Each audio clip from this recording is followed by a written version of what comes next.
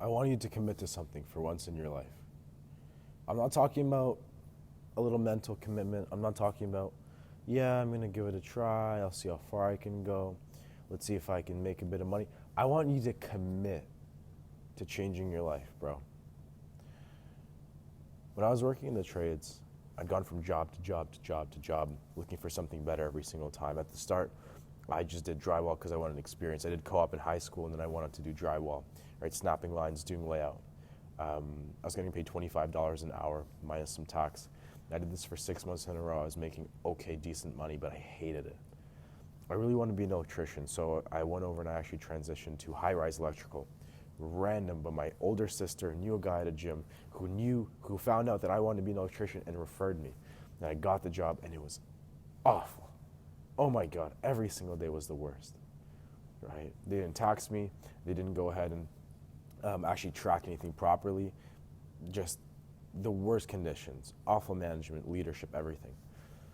I stayed there for 3 months, and one day I just quit. I didn't even give my 2 weeks. I just quit, right? And the reason I quit was because the entire time for 3 months in a row, I was calling every single day electrical companies in the union trying to get sponsored. And I did. A low-rise company said, you know what? Let's do it. So I called in sick right before I quit, and I went over to a part of Toronto called Vaughan, Woodbridge, and I did my interview. And I got the job. I knew I'd get the job. I had that confidence. Right? I did it for it was like 6 months. Right? I was in the union. I was so excited, but it was low rise, and I wanted to do commercial. I wanted to be nice and safe and comfortable and cozy on a forklift, and not a forklift. What am I saying? On a scissor lift, but I wasn't. I was out digging trenches and services in the hot sun, right, covered in dirt, just not doing what I thought being an electrician would be. And I was like, man, I could really try. I was talking to the union guys. I was technically a part of it. I was trying to transition, but I said, you know what? If I'm in the trades, I want to be the highest paid guy. Call. How do I become an elevator mechanic? Found the guy that runs the union hiring. Gone to call with him. Spoke for half an hour. Right? I got my EDMT. I got all the licensing I needed. Right? I was hustling, man. I had to make it happen. What ended up happening was I contacted a guy on LinkedIn. He gave me a whole spreadsheet of elevator companies because he had gotten a job as a supervisor at some random company. And he was not an elevator mechanic, but he was a supervisor. And he gave me this list, and I called every single company. I emailed every single company. I reached out. I didn't care if it was a union. The union was not hiring. They don't do sponsorships. They only take people through their intake process. And it was closed, and it's been closed for years. I was hammering them. I was killing them. And I got a job. I went in for an interview. I called in sick. Same thing when I was at the low-rise union job. Then I went into a low-rise, right, luxury apartment, house, whatever, elevator mechanic company. They build elevators that are custom for low-rise housing, right? Just luxury, nice places, right? I got the job. I was there. Grease all over my fingers, but I was excited. This was an opportunity for me. Maybe I'd go to the union, maybe this and that. That whole time I'd tried drop shipping. That whole time I'd been reading books. The whole time I'd been learning about online money. I'd been trying Twitter, right, and having a personal brand, my TikTok account, right, which actually I recommend you go ahead and follow. I'll show you right now. A little over 8,000 followers. I was building that up because I really wanted to make a personal brand and make money online. I didn't really know what to do, and that's right when I found sales. Right when I got into elevator mechanic, I bought my mentorship, right, and I'm at the office right now, as you can see, where Misha, my sales manager, went ahead and closed me on the mentorship, right, and it was the best thing that I've ever done. I'll never forget. It was March, right, and I'd been doing part-time sales. I was doing really bad. I wasn't closing deals. I was putting in time, and I'd started in August. So it'd been, give or take, if I'm not mistaken, it had been close to 8 months, right? And 7, 8 months, and for about 4 of those months, I'd been closing part-time, about half the time. And I'd made literally probably less than like 5,000 sales commissions. I realized one thing one day. I was listening to an Alex Hormozi podcast with Chris Williamson, and he said, you don't even know your great-grandfather's name, probably, your great-great-grandfather's name, right? You are the closest bloodline. You're the closest related person in history to your great-great-grandfather, and you don't even know his name. You don't know his story. You don't know who he was, what he did, let alone his name. You will be forgotten. And no matter what, no matter who you are, no matter how powerful, how much money, how much success, or how little of it you have, you'll be forgotten. And when I realized that, I zoomed out and I thought about it, and I was like, how on earth, even though I was 19 at the time, how on earth am I just gonna let myself sit here and just settle for something I don't want to do? I knew I didn't have the leverage. I knew I'd never be able to retire my mom. I'd never be able to help my sisters pay off their student loans. I'd never be able to live in that villa. I'd never be able to drive that car, have the AP, do nothing that I wanted.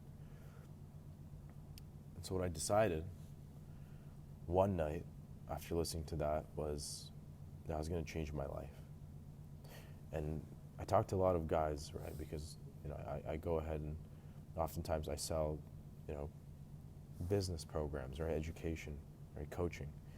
And oftentimes I hear from prospects and from different people, I'm only going to go ahead and take the step once I'm, in mentorship, once I'm very successful and I'm already, seeing success and, I can change my, I can replace my income and then I'll go ahead and do it. You're never going to get to that point part-time. Never. Not even with mentorship.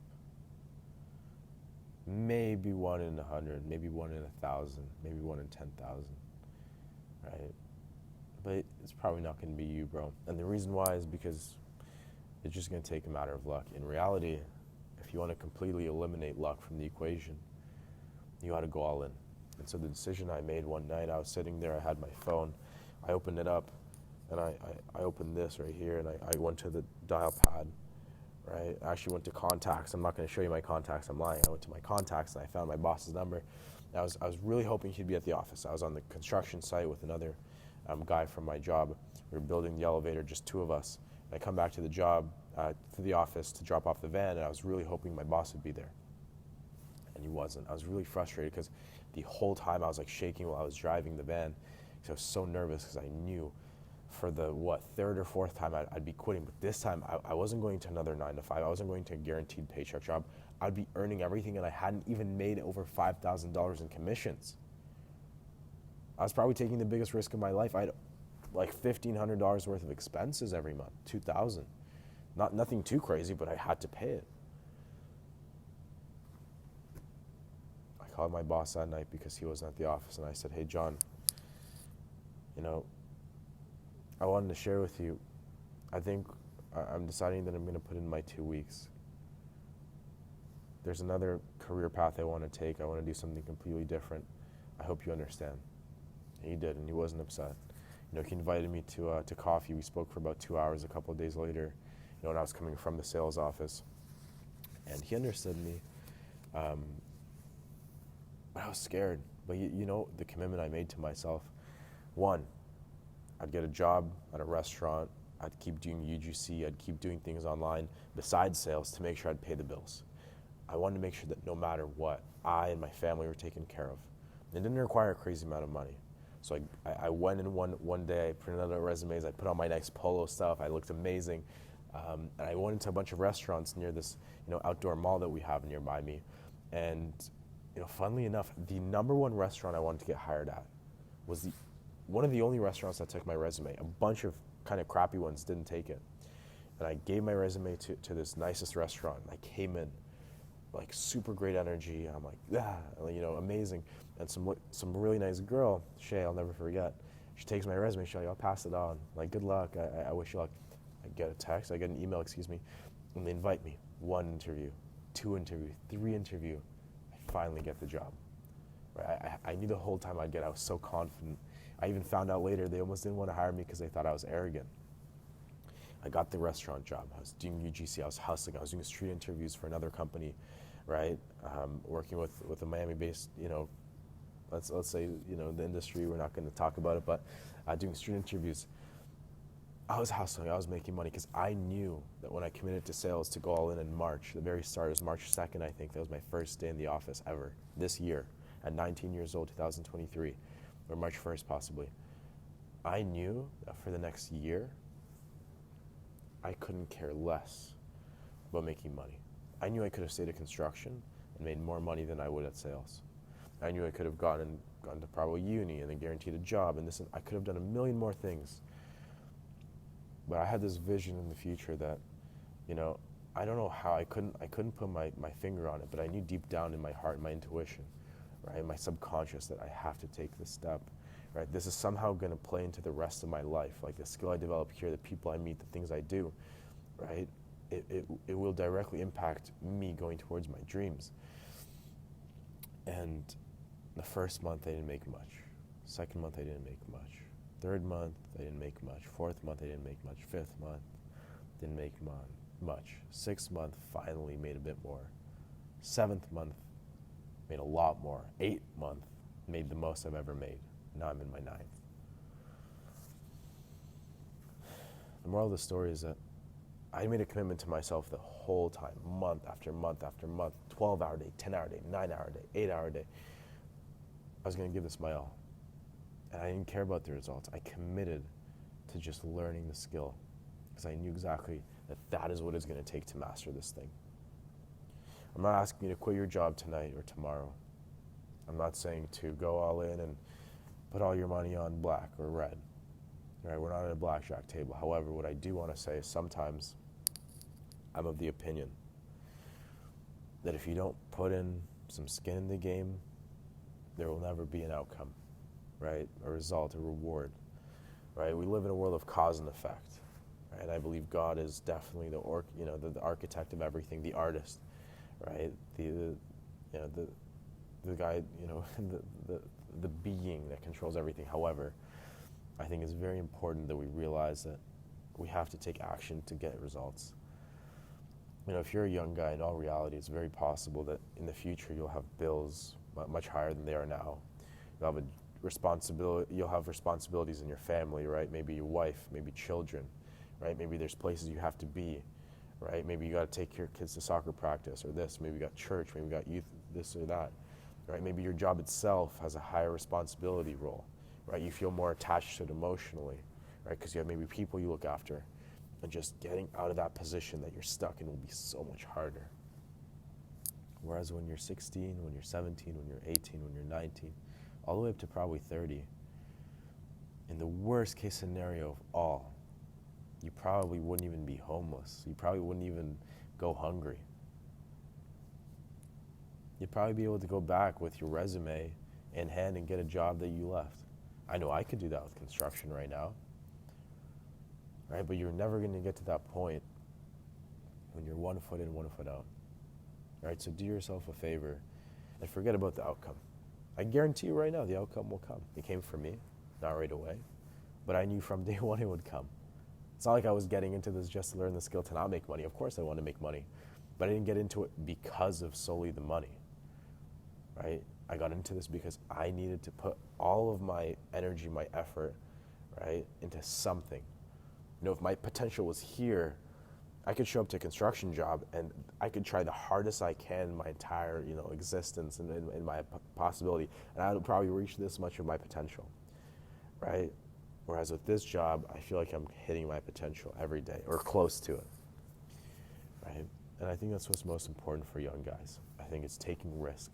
I think it's betting on yourself and making things happen. Not making the perfect decision, but making the decision perfect with your actions. Right?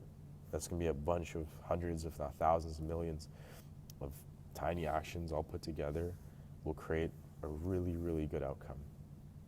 Right? I'm asking you to risk it. I'm asking you to do the stupid thing, the risky thing. Right? Because at the end of the day, that's what it's going to take, bro. Right? There's no easy path. There's no safe path. There's no certain path. There's no guarantee.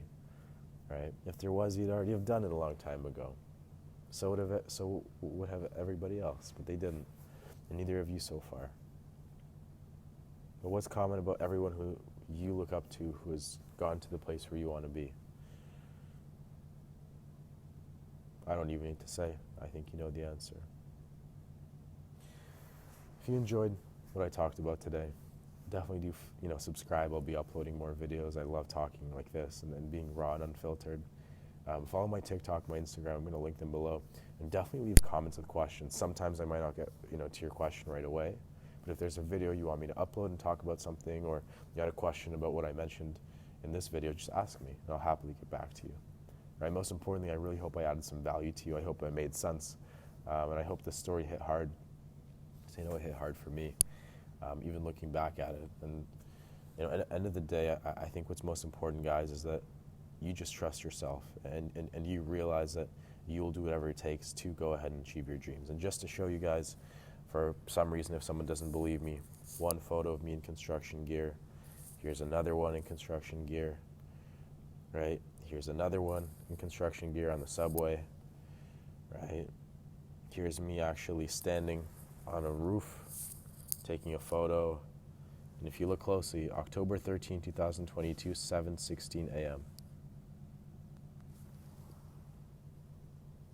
Right, from my construction site. As you can see here. That's Toronto. So I'm not lying. All right, there's no reason for me to lie. This is the layout that I was doing, as you can see. Here's a photo. All of these spray painted things and all the lines on the ground I did with my partner. And even then, this is me being an electrician later on. As you can see, it's me recording some of the finishing that I was doing. That's it. Guys, I hope to be speaking to you guys soon. I appreciate you watching the video. Take it easy. Good night.